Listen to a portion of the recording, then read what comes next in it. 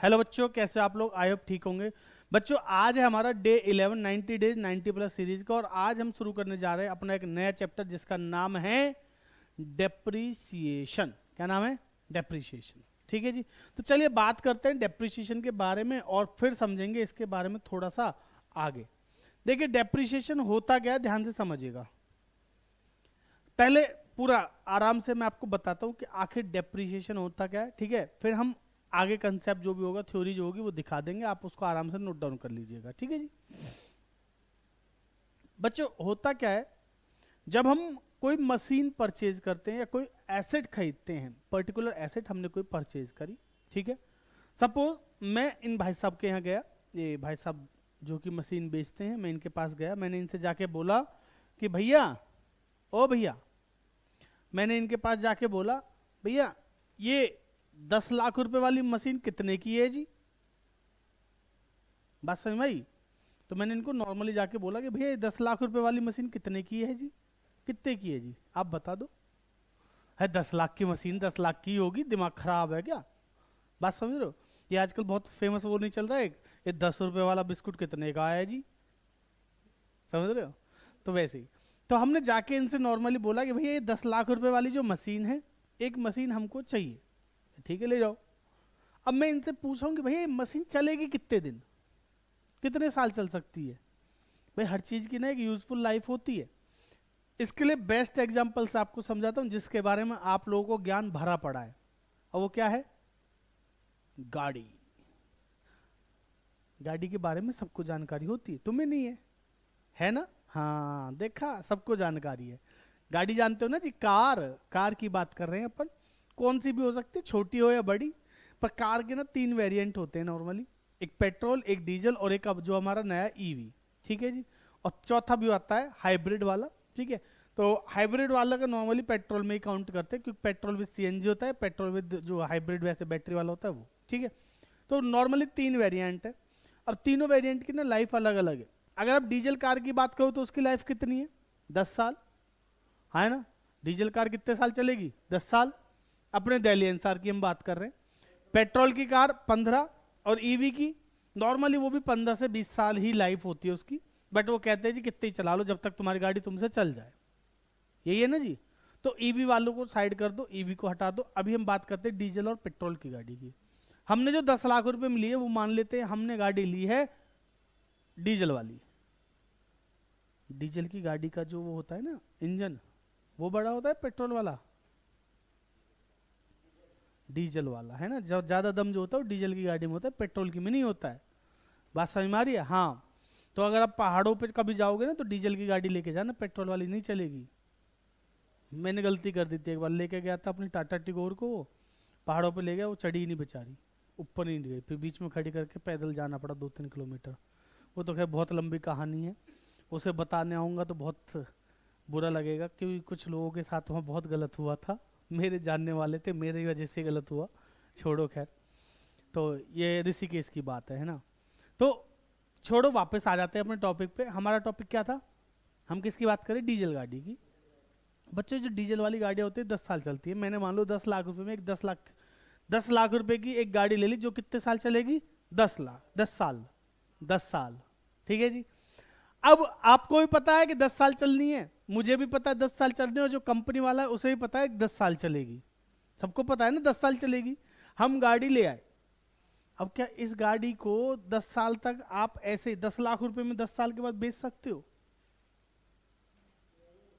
आप वहां से एक बार अपने घर पे ले आए, उसके बाद उसको जाके वापस किसी को बेचने के लिए जा रहे हो, क्या आप उसे 10 लाख में बेच सकते हो?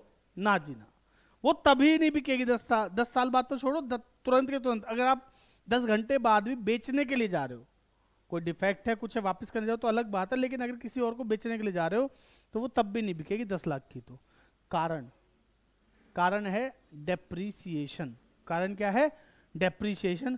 कि हम जो एसेट यूज करते हैं उसकी वैल्यू क्या होती है? कम होती चली जाती है टाइम टू टाइम। क्यों? क्योंकि उस पर लगता है डेप्रीसिएशन। बात समझ में आ रही है जी? इसको और डिटेल में बताऊं ना, जब हम कोई मशीन खरीदी, हमने, मैंने ये जो पेन है ना, इस पेन को बनाने की मशीन खरीदी। मशीन की कीमत 10 लाख रुपया है। कितनी कीमत है? 10 लाख। अब वो मशीन एक साल में, ध्यान से समझिएगा, एक साल में 1 लाख पेन बनाती है और वो 10 साल ही चलेगी, तो 10 साल में कितने पेन बना देगी? 10 लाख। 10 लाख। और 10 साल के बाद उसकी जो वैल्यू है वो क्या हो जाएगी? 0। उसकी वैल्यू क्या हो जाएगी? 0 हो जाएगी। तो बच्चों यहां पे मेरा आपसे जो सवाल है वो क्या है कि क्या इस पेन को बनाने के लिए मुझे कितने की कॉस्ट आ रही है, ये समझो। मैंने आपको अभी बोला रॉ मटेरियल कितने का लगा, सपोज एक पेन को बनाने में 5 रुपए का रॉ मटेरियल लगता है, ठीक है जी। बाकी और जो खर्चे होते हैं डायरेक्ट नेचर के, उनको मिला के 3 रुपए का खर्चा आया। कितना हो गया? 5 और 3 8 रुपए का। क्या 8 रुपए में तैयार हुआ है 9 रुपए में? बेटा 1 रुपया कहीं ना कहीं वो जो मशीनरी को हम यूज कर रहे हैं ना बार बार, वो मशीनरी घिस किस की वजह से रही? इन पेनों को बनाने की वजह से। तो एक पेन पे कहीं ना कहीं 1 रुपए का, इसको हम प्रोडक्शन के हिसाब से निकालते हैं, है ना, प्रोडक्शन कॉस्ट के हिसाब से डेप्रिसिएशन की वैल्यू निकाली जाती है। आप हायर लेवल पे पढ़ोगे, सीबीएसई में तो खैर नहीं है, 11th 12th में 2 ही मेथड है आपके, एक एसएलएम और एक डब्ल्यूडीबी, ठीक है ना।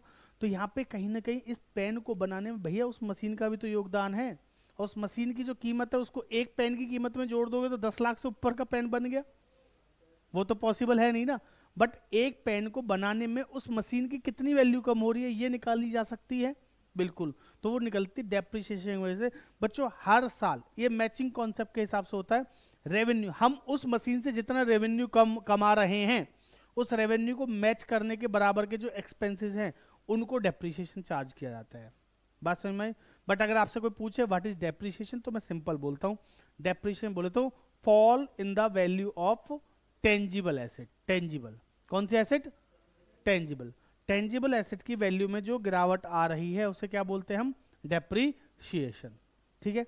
एक इसके मिलता जुलता एक और होता है जिसको क्या बोलते हैं? एमोर्टाइजेशन। क्या बोलते हैं? एमोर्टाइजेशन। एमोर्टाइजेशन क्या होता है? जो इंटेंजिबल एसेट्स होती हैं, गुडविल हो गया, पेटेंट हो गया, कॉपीराइट, इनकी वैल्यू में जो गिरावट आती है उसको क्या बोलते हैं हम? एमोर्टाइजेशन, ठीक है जी। तो आइए यहाँ पे क्या लिख रहा है, कवि ने क्या लिखा है जरा देख लेते हैं। बच्चों हम यहाँ पे 2 चैप्टर एक साथ कवर करेंगे जिसका नाम है डेप्रिसिएशन और प्रोविजन एंड रिजर्व, ठीक है जी। क्या नाम है? डेप्रिसिएशन और प्रोविजन एंड रिजर्व, ठीक है। आइए सेक्शन 1 की बात कर लेते हैं जी। डेप्रिसिएशन क्या कह रहा है देखो जरा। Decrease in value of asset is known as depreciation. भैया डेप्रिसिएशन क्या है? Fall in the value of tangible, लिख लेना, क्या लिख देना? टेंजिबल, है ना। Decrease in the value of tangible assets. Tangible assets की वैल्यू में जो हर साल गिरावट आ रही है उसे क्या बोलते हैं हम? Depreciation, known as depreciation. और आगे क्या लिखा है? Depreciation is defined as the gradual and permanent diminution in the value of asset due to wear and tear. भैया गिरावट आती किसकी वजह से है? आप जब चीजों को यूज करोगे तो क्या होगी? थोड़ा थोड़ा उसमें वियर एंड टियर होगा, हाँ है ना। थोड़ी बहुत क्या होगी? टूट फूट होगी यूज की वजह से, ठीक है जी। और इफ्लेक्स ऑफ टाइम की वजह से। इफ्लेक्स ऑफ टाइम जानते हो क्या होता है? समय का बीत जाना। समय के बीत जाने का सबसे बढ़िया एग्जाम्पल, पिछले साल आईफोन 16 आया था, है ना। उसके प्राइस अच्छे खासे थे, लेकिन 17 जैसे ही आया तो अब 16 का टाइम तो गया, तो 16 की वैल्यू क्या हो गई? अब कम हो गई। बात समझ में आ रही है जी? तो ये क्या होता है? Efflux of time. क्लियर है यहां तक? समझ में आ गए?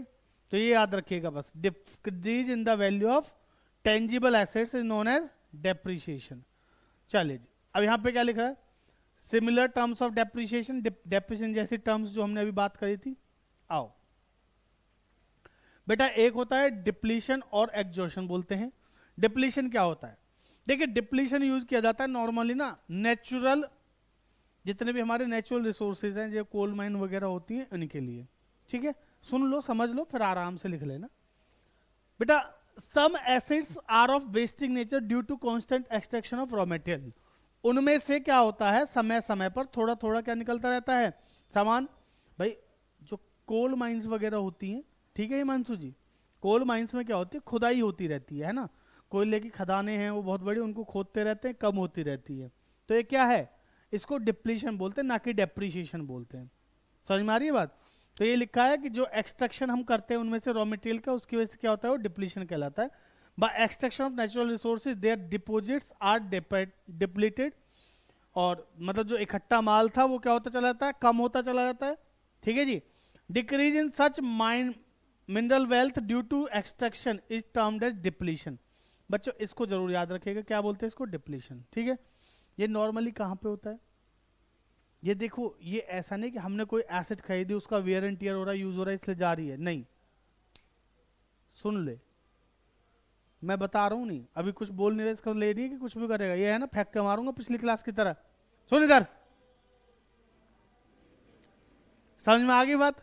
बेटा ध्यान से देखो, तो ये नॉर्मली क्या है, जो हमने पूरा माइंस वगैरह जो है हमारी, उनमें से हम क्या कर रहे हैं, एक्सट्रैक्शन कर रहे हैं, थोड़ा थोड़ा खुदाई कर रहे हैं, बेच रहे हैं। ठीक है। ऑयल सेम ऐसी ऑयल वगैरह जो होते हैं ना, आपने सुना होगा ना, तेल के कुएं जिनको बोलते हैं, वहां से जैसे जैसे निकलता रहता है तेल निकलता रहता है, और वो कम होता होता रहता है। बात समझ में आ रही है?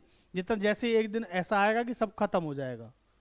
अभी कहते हैं ना जी पेट्रोल की कीमतें इसलिए बढ़ रही क्योंकि पेट्रोल क्या हो रहा है, कम हो रहा है, तेल पीछे से जो आ रहा है जहां से, या तो वहां से सप्लाई बंद हो गई है।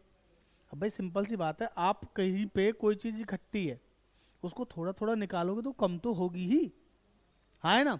तो यही है। तो mines, quarries, oil wells etcetera come under this category, इस कैटेगरी में ये सारी चीजें आती हैं। ठीक है जी। नेक्स्ट, एमोर्टाइजेशन ऑलरेडी बता दिया है। इंटेंजिबल एसेट्स का जो फॉल होता है उसे क्या कहते हैं हम, एमोर्टाइजेशन। ठीक है। तो लिखा है decrease in the value of intangible like patent, copyright, trademark etcetera etcetera. Goodwill भी आती है इसमें बेटा, समझ में आ रही है बात? गुडविल क्या होती है वो 12th में बताएंगे आपको, कोई दिक्कत? समझ में आ गई बात? याद रहेगा?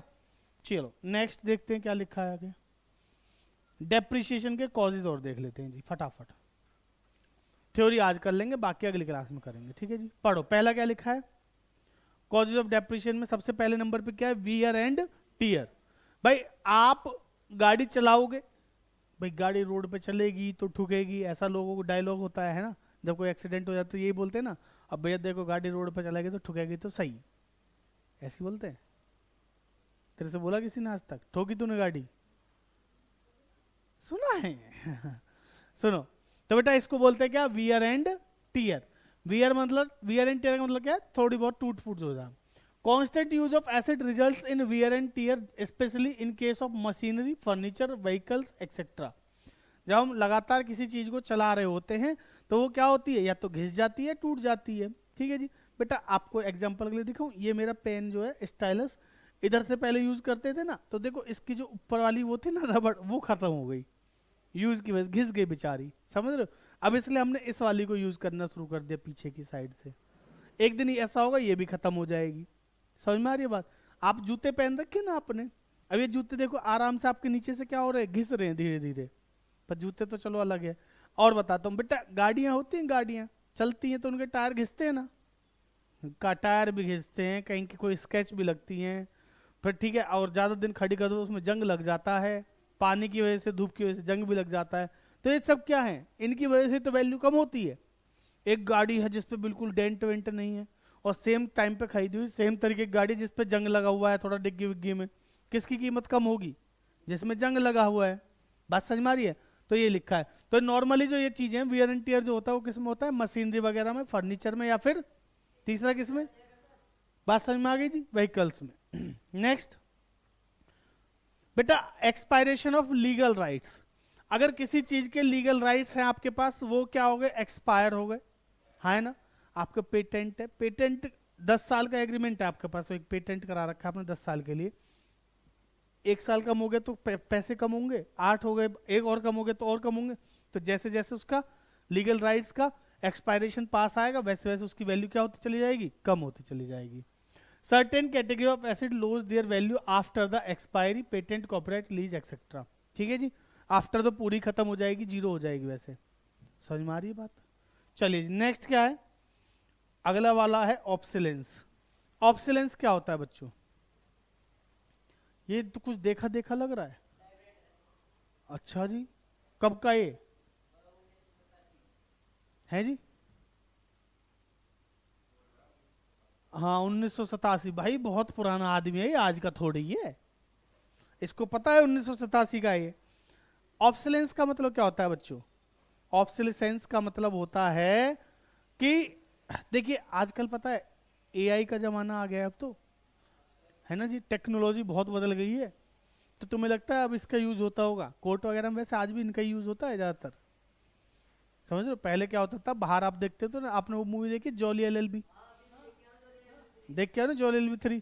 उसमें बैठ के वो टाइपराइटर से ऐसे खट खट मारते रहते हैं, तो ये वाले तो थे। तो बेटा होता क्या है, पहले के टाइम में ये होता था, जो चीजें पहले की पुराने टाइम की हैं, अब जैसे जैसे टेक्नोलॉजी की वजह से चेंज होने की वजह से पुरानी चीजें क्या हो जाती है, एक्सपायर हो जाती है। अभी एग्जांपल लिया 16 का, 16 तो पिछले साल ही आया था, 17 आ गया, तो 17 के आने की वजह से 16 के प्राइस क्या हो गए, कम हो गए ना। तो क्यों हो गए, डेप्रिशिएट हो गए, नहीं हो गए? तो ये लिखा due to change in fashion. तो ये तो फैशन में आ गया जी, 16 17 फैशन में आ गया है। बात समझ में आ रही है कि जी नहीं जी लेटेस्ट वाला लेंगे, लेंगे तो 16 को, जिनके पास 16 है वो 16 बेच के 17 ले रहे, क्यों? शो ऑफ की वजह से, फैशन की वजह से, दिखावे की वजह से, है ना जी, ट्रेंड बरकरार रहना चाहिए। समझ में आ रही बात? तो बेटा अब कंपनी ने 17 लॉन्च करा, तो जो 16 का प्राइस है वो क्या हो जाएगा, कम हो जाएगा। समझ में आ रही बात? आगे, और न्यू इन्वेंशन सम एसेट्स में be discarded before their life time. नए इन्वेंशन की वजह से, अभी जैसे 17 आया, नया इन्वेंशन किया, थोड़ा बहुत चेंज कर दे जो भी है ना, वो आपको नहीं पता, वो लोगों को पता है क्या है ना जी, पता है ना, ठीक है। तो उनकी वजह से जो पुरानी चीजों की जो वैल्यू कम होती है उसको क्या बोलते हैं हम, ऑब्सोलेंस की वजह से, डेप्रिसिएशन ही है। बट रीजन क्या है ये, हम बात करें कॉजेज कि आखिर डेप्रिसिएशन लगता किन की वजह से है। बात समझ में आ गई जी? ठीक है जी बच्चों। तीसरा जो अगला जो है वो है एबनॉर्मल फैक्टर्स की वजह से। किसकी वजह से? एबनॉर्मल फैक्टर्स की वजह से। एबनॉर्मल फैक्टर क्या हो सकते हैं, देख रहे हो, ये एबनॉर्मल फैक्टर है। बहुत बढ़िया। अभी कुछ टाइम पहले आप लोगों ने देखा होगा पंजाब में बाढ़ आ गई थी, सारी चीजें बह गई, है ना, खराब भी हो गई होंगी। मैंने एक अभी लेटेस्ट एक केस देखा था कहीं पे, या तो किसी शॉर्ट में या रील में मैंने स्क्रॉल करते में सुना था। एक भाई साहब ने गाड़ी ली थी, और उस गाड़ी को क्या, वो पानी में डूब गई पूरी बाढ़ की वजह से, उसकी वजह से उसका ईवी की थी, इंजन खराब हो गया, बैटरी, हाँ सॉरी, बैटरी उसकी खराब हो गई, जिसकी वजह से ना तो अब उसे कंपनी वाले रिप्लेस कर रहे हैं कि जी ये आपके एबनॉर्मल उसकी वजह से हुई है, फैक्टर की वजह से। नॉर्मली चलते हुए वैसे कुछ हो जाता है, कुछ होता तो हम करते। ये तो आपका पानी में डूबने की वजह से, एबनॉर्मल फैक्टर्स की वजह से क्या हुई, आपकी गाड़ी की बैटरी खराब हुई है, ठीक है। अब वो किसके पास जाएगा बेचारा, इंश्योरेंस कंपनी के पास जाएगा। इंश्योरेंस कंपनी कहे जी आपने इसमें इसका एबनॉर्मल फैक्टर्स का वो ले ही नहीं रखा हमसे। समझ में आ रही है बात? तो बेटा एबनॉर्मल फैक्टर्स वो होते हैं जो कभी कभी एकदम अचानक से होने वाली चीज, ठीक है जी, उनकी वजह से आपके एसेट में कोई नुकसान हो गया, ठीक है, और उसकी वजह से, सिंपल सी बात है, नुकसान है तो उसकी वजह से डेप्रेशन तो लगेगा। ये लिखा है एबनॉर्मल फैक्टर्स यानी कि decline in the usefulness of the asset may be caused by abnormal factors such as accident हो गया, ड्यू टू फायर हो गया, अर्थक्वेक हो गया, फ्लड्स हो गए, ठीक है जी। एक्सीडेंट, फायर, आग लग गई, भूकंप आ गया। अर्थक्वेक का मतलब भूकंप होता है दोस्त, और फ्लड का मतलब बाढ़ होता है, पता है नहीं तुम्हें? हाँ पता है ना। A car which has been repaired after an accident will not fetch the same price in the market even if it has not been used. देखो भाई, खरीदने वालों को ना सब पता होता है गाड़ी एक्सीडेंट वाली है नहीं है, ठीक है। मेजर एक्सीडेंट की बात हो रही है, छोटे मोटे एक्सीडेंट का पता नहीं चलता है, और छोटे मोटे एक्सीडेंट को एक्सीडेंट नहीं कहते हैं। आप जा रहे थे, हल्का सा कुछ लग गया बीच में, कहीं से साइड में कुछ लग गया, वो एक्सीडेंट नहीं है। एक्सीडेंट मतलब आपकी गाड़ी अच्छे से ठुकी, जैसे मेरी वाली गाड़ी का हुआ था, देखा आपने? नहीं देखा? दिखाऊं? लो देखा है। अब आप मेरी वाली जो गाड़ी की जो वीडियो थी उसको देखो, और उसको देख के बताना कि ये एक्सीडेंट है या क्या है, ठीक है। दिखाऊं? अभी दिखा देता हूँ। लो, कहाँ गया, कहाँ गया, एक मिनट रुको जी।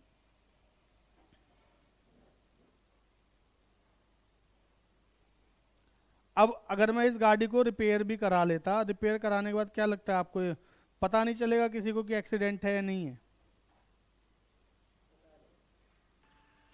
ये देखो, ये नहीं, ये दिख रहा है, दिख रहा है, सबको देख लो। तो ये गाड़ी अब जो आपको लग रहा है ये ठीक रहेगी, बचेगी, इसको पता नहीं चलेगा लोगों को, आगे से भी पीछे से पूरे। अब ये क्या हुई, इंश्योरेंस कंपनी में टोटल लॉस में गई हुई है, अभी पैसे नहीं आए, देख रहे हो। इंश्योरेंस वाले भी ना गद्दारी कर देते हैं, पैसे नहीं दिए बताओ अभी तक। कोई बात, कहाँ दिए हैं अभी, कह रहे हैं दे देंगे दे देंगे, पता नहीं कब देंगे। समझ में आ रही है भाई, क्लियर है यहाँ तक। चलिए अगला बेटा, पासेज ऑफ टाइम बताया था अभी थोड़ी देर पहले, समय का बीत जाना, ठीक है जी। Some asset decrease in the value merely because of passage of time. जैसे मोटर व्हीकल्स 10 साल थे, 10 साल पूरे हो गए तो उसकी वैल्यू क्या होगी, खत्म हो गई, कम हो जाएगी। डीजल गाड़ी की वैल्यू 10 साल की होती है ना, 10 साल की वैल्यू होती है उसकी, लाइफ जो होती है। अब 10 साल के बाद क्या लगता है आपको, उसकी वैल्यू बचेगी, समय बीत गया ना जी उसका। अब समझ में आ रही बात। तो ये भी क्या एक कारण है डेप्रिसिएशन का। तो सारे कॉजेज ऑफ डेप्रिसिएशन हमने समझ लिए, ये मैंने आपके लिए यहाँ लिख दिए हैं, एक बार इनको नोट डाउन कर लेना, ठीक है जी। तो कॉजेज ऑफ डेप्रिसिएशन यहाँ तक समझ में आ गया होगा आपको, ठीक है। अब जो बचा हुआ है उसको अगली क्लास में करेंगे, क्योंकि मैं ज़्यादा थ्योरी में खुद भी बोर होता हूँ और आपको भी बोर नहीं करना चाहता, ठीक है जी। तो चलिए आज के लिए इतना ही रखते हैं, बाकी करेंगे अगली क्लास में, तब तक के लिए धन्यवाद। बच्चों वीडियो अच्छी लगी तो लाइक शेयर सब्सक्राइब करना ना भूलें, धन्यवाद।